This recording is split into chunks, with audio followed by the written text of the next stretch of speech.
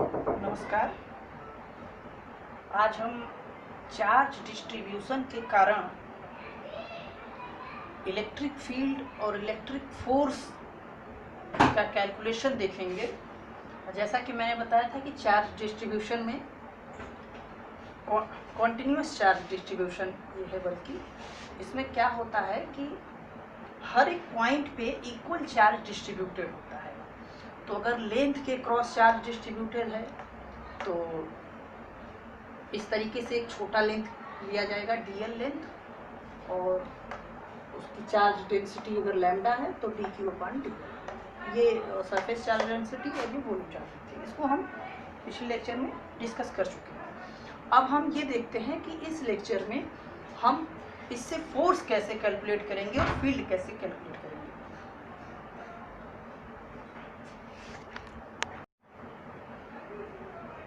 अब हम देखते हैं कि electric field continuous charge distribution से कैसे निकालेंगे। तो सिंपली हम लोग जानते हैं कि इलेक्ट्रिक फील्ड बराबर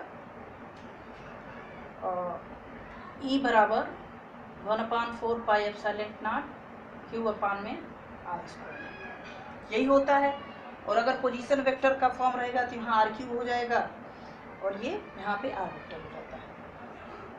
तो ये हम लोग नॉर्मली जानते हैं, हम लोग इसी फॉर्मूले का यूज कर रहे हैं। लेकिन चूंकि कॉन्टिन्यूस एक जो भी हमने इलेक्ट्रिक फील्ड ये है एक पॉइंट चार्ज के लिए है, E = 1/4 pi epsilon not Q/r²। लेकिन हम लोग कॉन्टिन्यूस चार्ज डिस्ट्रीब्यूशन के लिए निकाल रहे हैं। तो इसमें क्या होगा, सपोज दैट कि इस पूरे लेंथ पे ये L लेंथ का रॉड है, ये L लेंथ का रॉड है, और इस रॉड पे इक्वल चार्ज डेंसिटी है लैम्डा, और हमको कोई एक पॉइंट है, ये पॉइंट है जिसका पोजीशन वेक्टर r है। इस पॉइंट पे हमको इस चार्ज डिस्ट्रीब्यूशन के कारण इलेक्ट्रिक फील्ड चाहिए। तो हम कैसे निकालेंगे ये हमको देखना है।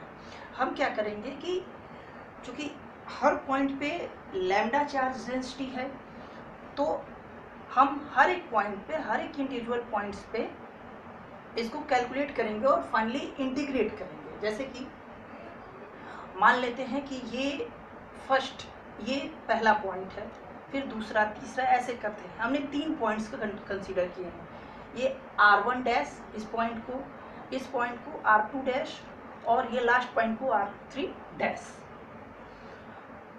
तो इस पॉइंट से जो चार्ज डिस्ट्रीब्यूशन की दूरी है, इस पॉइंट पे हमको इलेक्ट्रिक फील्ड चाहिए, तो चार्ज डिस्ट्रीब्यूशन की जो दूरी है वो ये हो जाएगा, ये हो जाएगा, ये हो जाएगा।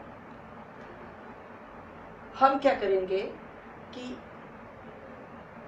चार्ज डिस्ट्रीब्यूशन लैम्डा dl, और इसको इंटीग्रेट करेंगे L तक, तो हमको आ जाएगा। अगर डिस्क्रीट चार्ज डिस्ट्रीब्यूशन रहता तो हम ये फॉर्मूला यूज करते, summation of I = 1 to n lambda dl r क्या है, ये पोजीशन वेक्टर है, r n डैश हर एक कॉरस्पॉन्डिंग पॉइंट्स का पोजीशन वेक्टर है। ये पोजीशन वेक्टर के फॉर्म में इलेक्ट्रिक फील्ड लिखा गया है। चूंकि ये कॉन्टिन्यूस चार्ज डिस्ट्रीब्यूशन है तो हम इसको इंटीग्रेट करेंगे। ये डिस्क्रीट के लिए है, कॉन्टिन्यूस के लिए हम इसको इंटीग्रेट कर देंगे L लेंथ तक, 0 to L जो है, 0 to L। जो ये लैम्डा होगा वो पोजीशन वेक्टर के फॉर्म में या L के फॉर्म में होगा। तो फाइनली हमको electric field linear charge density के कारण ये मिला। इलेक्ट्रिक फील्ड बराबर 1/4 pi epsilon not lambda dl r, ये जो है जिस पॉइंट पे हमको इलेक्ट्रिक फील्ड चाहिए, r n डैश हर एक पॉइंट का जो पोजीशन वेक्टर होगा इस चार्ज डिस्ट्रीब्यूशन पे, उसको r n डैश से डिनोट करेंगे। तो इस सपोज दैट ये पॉइंट लिया हमने, तो इस पॉइंट और इस पॉइंट का जो डिफरेंस होगा ये इसके बीच की दूरी होगी, तो ये पोजीशन वेक्टर है और ये q है। तो हमको ये इलेक्ट्रिक फील्ड मिल गया, किसके कारण, लीनियर चार्ज डेंसिटी के कारण। और अगर इसी पॉइंट पे हमें Q0 चार्ज रख देते हैं तो इस लेंथ के क्रॉस जो चार्ज है और इसके बीच में जो फोर्स कैलकुलेट होगा, केवल उसको Q0 से मल्टीप्लाई कर देंगे। बाकी चीज़ें ये देखिए सब सिंपल है। तो इलेक्ट्रिक फील्ड और फोर्स निकालने का ये एक सिंपल सा तरीका है। अब हम बात करते हैं कि ये तो लीनियर चार्ज डेंसिटी के कारण है। अगर हम इसी चीज को सरफेस चार्ज डेंसिटी के कारण और वॉल्यूम चार्ज डेंसिटी के कारण करेंगे तो ये चीजें बदल जाएंगी थोड़ी सी, और यहाँ पे भी थोड़ा थोड़ा ही चेंज होगा। तो जैसे कि ये लेंथ के कारण है तो ये चीजें हैं। अगर ये यही चीजें सरफेस के कारण होगी तो सपोज दैट कि कुछ ऐसे रहेगा, और हम एक छोटे से सरफेस का चूज करेंगे। ये है सपोज दैट ds है, और इस कारण dq चार्ज है, और ये जो पोजीशन वेक्टर है वो मान लेते हैं r डैश पे है, सब मिटा देते हैं। अब लेंथ के अलावा हमने क्या किया है, लेंथ को छोड़ के हम अब एरिया पे आ गए हैं। तो अब क्या करेंगे, सपोज दैट कि ये r डैश है, ये r पोजीशन वेक्टर है, इनके बीच में जो डिस्टेंस होगा इन दोनों को वेक्टर्स के बीच में वो r minus r dash position vector. हम इसी तरीके से हर एक पॉइंट पे कैलकुलेट करेंगे और फाइनली इंटीग्रेट कर देंगे। इंटीग्रेशन 12th में आप लोगों को पता है। अब यहाँ पे क्या है कि ये लीनियर चार्ज डेंसिटी इसके पहले था, यहाँ पे क्या हो जाएगा, surface charge density. Surface charge density में हमने देखा ही है, तो एक छोटा सा चेंजेस होगा। ये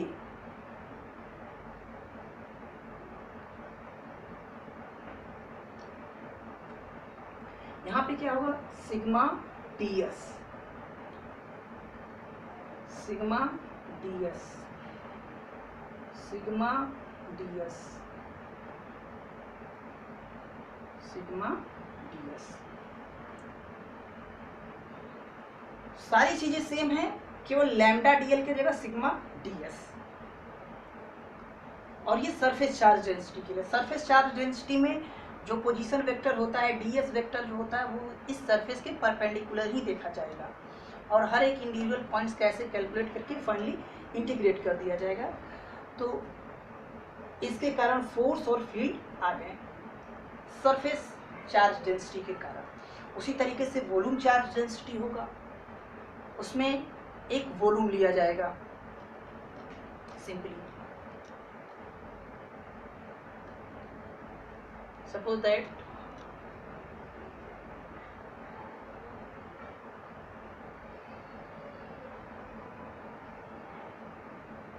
ये एक है और हमने इसमें से एक छोटा सा वॉल्यूम ले लिया है।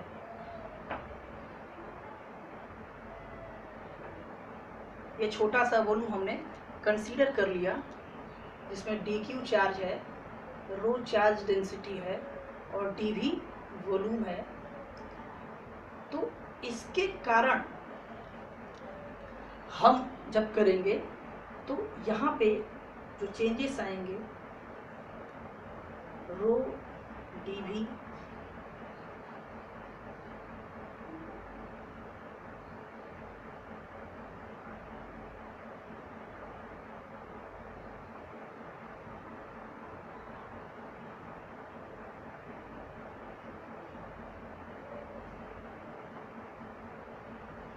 अब क्या होगा, सरफेस चार्ज डेंसिटी के कारण जगह पे अब वॉल्यूम चार्ज डेंसिटी हो जाएगा, और ये वॉल्यूम का हो जाएगा इंटीग्रेशन, ये वॉल्यूम का, सभी वॉल्यूम का, ऑल वॉल्यूम का हो जाएगा। और इसके पहले जो था सरफेस में लेंथ के जगह वो एरिया का हो जाएगा। तो ये जो कॉन्टिन्यूस चार्ज डिस्ट्रीब्यूशन है उसके कारण इलेक्ट्रिक फील्ड और इलेक्ट्रिक फोर्स का एक कैलकुलेशन का फॉर्मूला है। इससे हम न्यूमेरिकल्स सॉल्व करेंगे।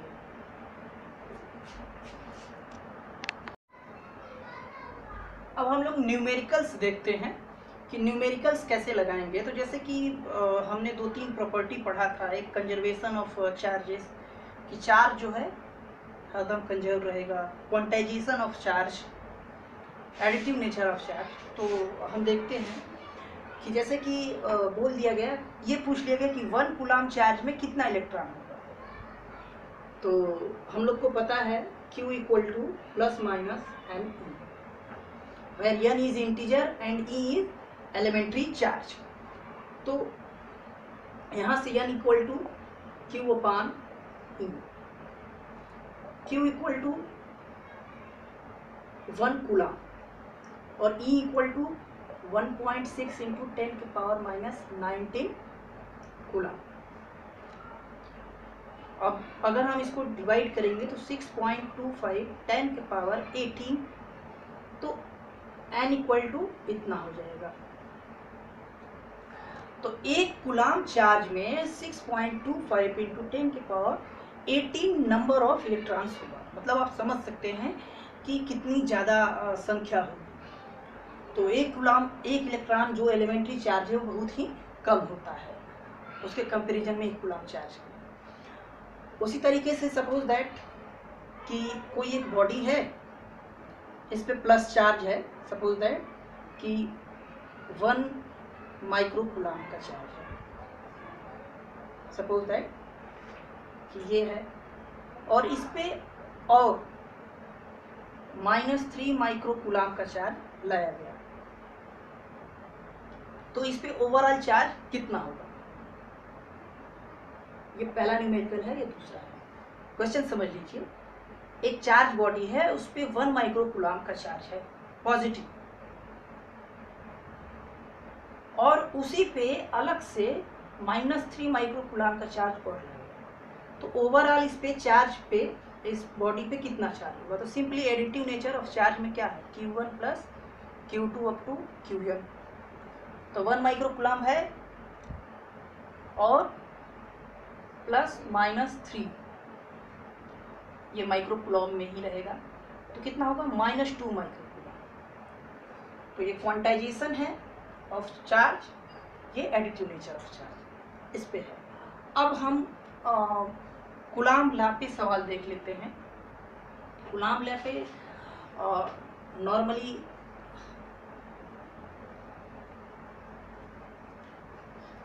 जैसे कि कोई एक चार्ज दे दिया है, मान लीजिए कि ये एक पॉइंट है, ये पॉइंट है, इस पे मान लीजिए कि 6 माइक्रो कूलाम है, इस पे -10 माइक्रो कूलाम है। इनके बीच जो सेपरेशन है वो 10 सेंटीमीटर का है। तो पूछ रहा है कि कितना फोर्स लगेगा। फोर्स बराबर Q1 Q2 पान में r², ये होता है।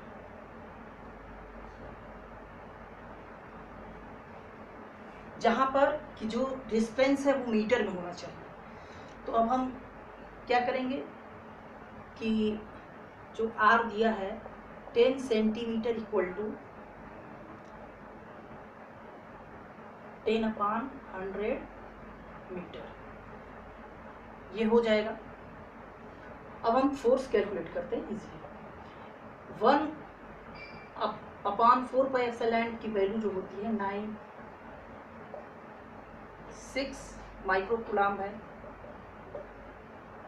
-10 माइक्रो कूलाम, और ये जो डिस्टेंस है ये तब आएगा न्यूटन में।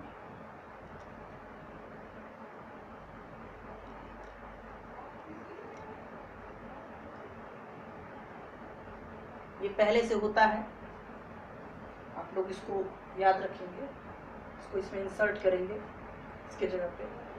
अब हम न्यूमेरिकली सॉल्व करेंगे इसे। तो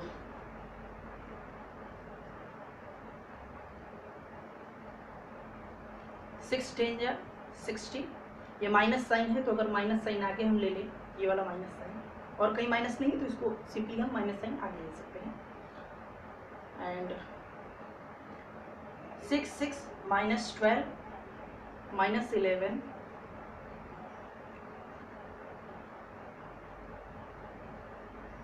10/100 को हम सिंपली लिख सकते हैं 10 के पावर -1 का होल स्क्वायर।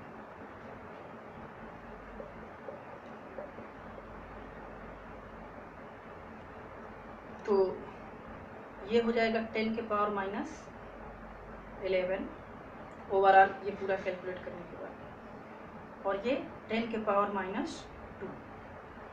अगर हम इसको बहुत ध्यान से देखेंगे तो कितना हो जाएगा -54 न्यूटन। और अगर ये माइनस साइन है मतलब कि एट्रैक्टिव नेचर है, एट्रैक्टिव नेचर है। फोर्स का डायरेक्शन क्या होगा, इधर से इधर, मतलब अगर ये ए है ये बी है तो फोर्स का जो डायरेक्शन होगा ए से बी की तरफ, क्योंकि नेगेटिव साइन की तरफ फोर्स होगा। तो ये एक न्यूमेरिकल है। इसके अलावा सपोज दैट कि आपको हर चीज़ दे दिया, डायरेक्ट कैलकुलेट करना है। इसके अलावा कुछ इनडायरेक्टली, मान लीजिए आपको चार्ज की वैल्यू ना दी हो और फोर्स दे दी हो और ये डिस्टेंस दे दिया हो, तो कैसे करेंगे।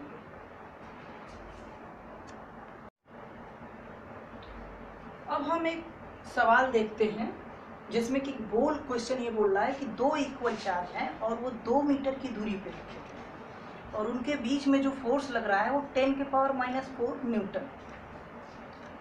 तो यहाँ पे लिखा है 10 के पावर -4 न्यूटन। तो पूछ रहा है कि ये जो चार्ज हैं इनकी वैल्यू क्या होगी। तो सिंपली F = 1/4πε0 Q1 Q2/r²। ये हमको पता है, हम हर चीज़ को इसमें रख देंगे, लेकिन Q1 और Q2 जो इक्वल है उसको एक जगह QQ रखेंगे। तो ये क्या हो जाएगा, इसको एक तरफ लेंगे और इनको एक तरफ लेंगे, Q²।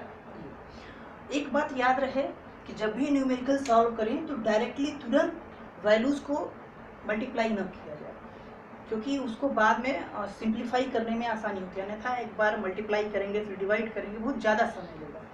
तो हमने डायरेक्ट ये 2 2 4 नहीं लिखा, हमने इसको ऐसे ही इधर उतारा है। इसको इस साइड लाएंगे, इसको इधर लाएंगे, तो ये हो गया Q² = 2 × 2 × 10 की पावर -4 9 × 10 की पावर 9। फिर हमने अंडर रूट ले लिया, Q² है तो अंडर रूट लिया, प्लस माइनस दोनों होगा, ये ध्यान रखिए। तो ये चीज़ें आएंगी। उसके बाद Q = ये। फाइनली हमने पेयर में, चूंकि अंडर रूट है तो पेयर में निकालेंगे, एक 2 निकला, एक 3 निकला, एक 10 की पावर -2 निकला, एक 10 की पावर 4 निकला, फाइनली ये बचा। और अंततः 6.66 × 10 की पावर -7 कूलाम आया। ये प्लस माइनस दोनों याद है, चूंकि अंडर रूट ले रहे हैं इसलिए प्लस माइनस दोनों। इसका मतलब क्या हुआ कि या तो ये दोनों चार्ज प्लस माइनस प्लस होंगे या फिर दोनों चार्ज माइनस होंगे। इसका ध्यान रहे, अगर एक प्लस माइनस होगा तो फिर अट्रैक्टिव हो जाएगा ये फोर्स, तब यहाँ पे माइनस आना चाहिए। क्योंकि ये फोर्स अगर पॉजिटिव है मतलब रिपल्सिव है, फोर्स अगर पॉजिटिव है मतलब रिपल्सिव है।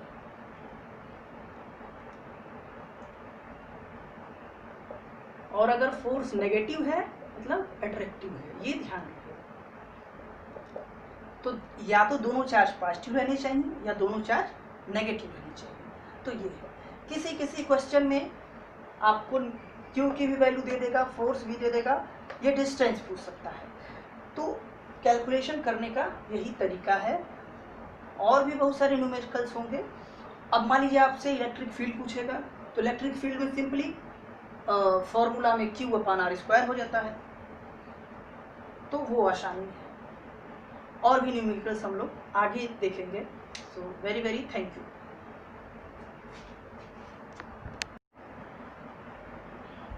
एक बहुत ही अच्छा न्यूमेरिकल है। इसमें क्या है कि एक स्ट्रेट लाइन में 3 पॉइंट चार्ज है और तीनों पॉइंट चार्ज इक्वल है। ए पॉइंट है, बी पॉइंट है और सी पॉइंट है। ए पॉइंट पे ए और बी के बीच की दूरी 2 सेंटीमीटर है और बी और सी के बीच की दूरी 1 सेंटीमीटर है। और ये दिया है कि बी पे ए के कारण जो फोर्स लग रहा है वो 3 × 10 की पावर -6 न्यूटन है। तो ये दो चीज़ें पूछ रहा है कि इस बी पे सी के कारण कितना फोर्स लगेगा एक, और दूसरा बी पे ओवरऑल कितना नेट फोर्स लगेगा। दो चीज़ें पूछ रहा है। तो हम लोग को फोर्स पता है, और चूंकि सारे चार्ज इक्वल हैं तो क्यू स्क्वायर हो जाएगा, इससे कोई फर्क नहीं पड़ेगा। डिस्टेंस फोर्स जो है डिस्टेंस पे इनवर्सली प्रोपोर्शनल हो जाएगा इसके स्क्वायर। तो अगर एक फोर्स हमको पता है तो दूसरा फोर्स हम निकाल लेंगे। इनवर्सली प्रोपोर्शनल कारण F A B upon F B C equal to ये 1/r² है, तो ए बी मतलब 1/a और यानी कि 1/r² मतलब कि ए और बी के बीच के जो डिस्टेंस उसका स्क्वायर अपॉन में 1/rCB, बी और सी के बीच का जो डिस्टेंस है उसका स्क्वायर। तो ये नीचे है, ये ऊपर चला जाएगा, तो ये हो जाएगा एक रिलेशन। यहाँ से हम एफ बी सी हमको चाहिए, force on B due to C, force on B due to C, और इसका डायरेक्शन क्या होगा, रिपल्सिव रहेगा, तो इसका डायरेक्शन इधर हो जाएगा, इसके कारण ये डायरेक्शन हो जाएगा। मतलब कि B to A distance, B to A की तरफ डायरेक्शन। तो एफ बी सी का जो डायरेक्शन होगा अलोंग बी टू ए, ये डायरेक्शन होगा। इसको हम वैल्यू सब इंसर्ट कर देंगे, यहाँ से आ जाएगा 12 × 10⁻⁻6 न्यूटन अलोंग बी टू ए, ये हो जाएगा। अब हमको कैलकुलेट करना है बी पे कितना है, तो इसके कारण फोर्स का डायरेक्शन ये है, और एफ बी ए जो है उसका डायरेक्शन अपोजिट है, यानी कि ये ए से बी के तरफ है। ए से बी और बी से ए दोनों एक दूसरे के अपोजिट डायरेक्शन में है। वेक्टर के फॉर्म में F B equal to F A B plus F C A, इसका डायरेक्शन ये है, इसका डायरेक्शन अपोजिट है, तो यहाँ नेगेटिव साइन लगेगा और 9 × 10⁻⁻6 न्यूटन हो जाएगा। अगर सेम डायरेक्शन रहता तो ये जुड़ जाता, अपोजिट डायरेक्शन है तो घट गया, सब्ट्रैक्ट हो गया। तो ये इस तरीके से न्यूमेरिकल लगेगा।